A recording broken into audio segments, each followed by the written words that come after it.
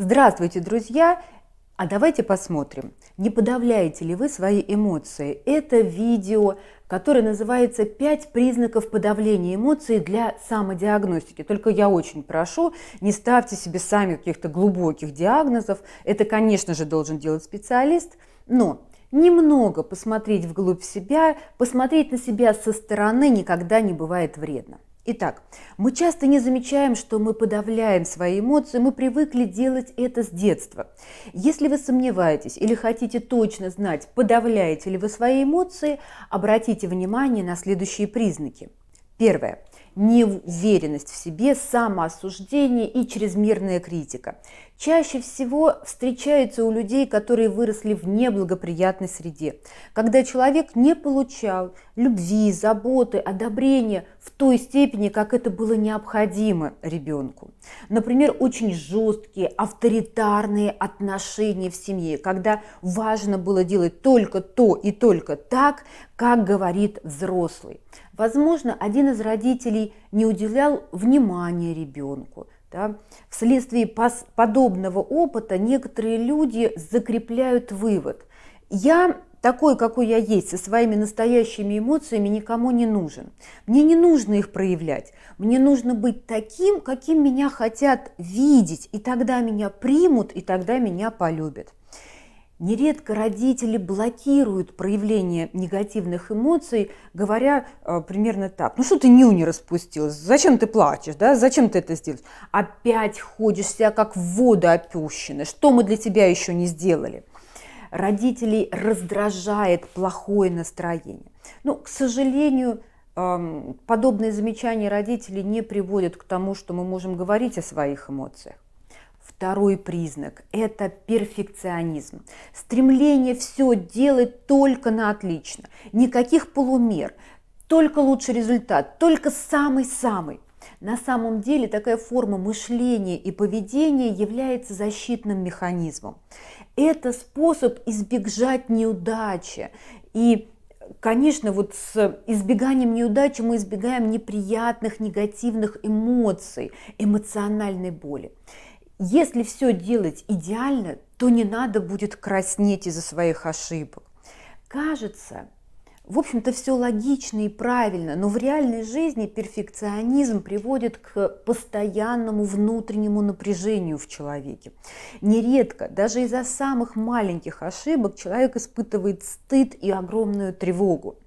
Да, перфекционизм хорош в каких-то делах, особенно он хорош для вашего работодателя, например. Но для себя, для своей личной жизни перфекционизм – это плохой помощник. Третий признак – это повышенная эмоциональность, чрезмерная эмоциональная реакция в ответ на какие-то умеренные раздражители, повседневные события. Например, у вас быстро появляются слезы, агрессия на какие-то очень незначительные замечания. Человек, возможно, случайно вас толкнул или задел, но в ответ из вас несется крик, раздражение и гневливость. Все это чрезмерные эмоциональные реакции. Если вы вспомните мое видео о шкале эмоций, да, это тот самый уровень, когда эмоции нас захватывают с головой от 8 до 10 по 10-бальной шкале. Мы делаем в этом случае неадекватные поступки, поэтому с повышенной эмоциональностью можно и нужно работать, этим можно управлять. И надо сказать, что речь здесь идет не только об агрессии. Например, частые слезы, да, такая повышенная слезливость, обидчивость. Даже тогда, когда, в общем-то, причин особенных для этого нет. Вот все это является частью повышенной эмоциональности. Да, только все зависит, наверное, от степени. Да. Слишком частые слезы уже могут влиять. Ну, иногда всплакнуть, может быть, и можно. Четвертый признак – это цинизм и сарказм, которые характеризуют всю личность человека. Надо сказать, что бывает полезный сарказм. Он помогает преодолеть какие-то трудности, особенно сложные ситуации. Этот сарказм помогает нам понять, что может посмеяться стоит, да, в какой-то тяжелой и безвыходной ситуации. Но есть другой сарказм. Сарказм такой хронический, тяжелый, как характеристика личности уже человека. Его еще называют уродливым братом гнева.